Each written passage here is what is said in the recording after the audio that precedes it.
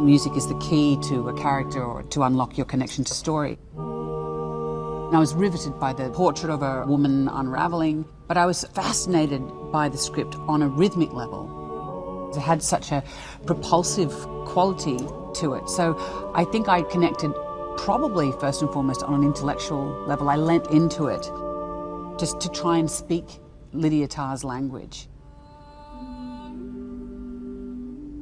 I think the demands of the role, but also the demands of the story that it would ultimately make on an audience, I thought I really wanted to be part of that conversation. You know, as much homework as I did for the script, she ingested that script, she memorized it, soup to nuts. So by the time we started shooting together, she knew everything that I knew, and she'd gone beyond what I knew. There's so many interwoven elements, and an audience didn't need to know all of these terms because they got the sense of the world. It was an atmosphere building. The world building was so complete. We were finding things together that were far beyond the material. She has an incredible sensitivity to sound, and that has been diagnosed as a thing called misophonia.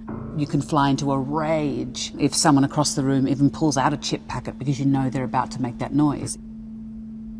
And a lot of conductors that I've spoken to have that in one form or another. It was really important that we feel as if we're immersed in this character's process. It's a process film, it's a rehearsal film.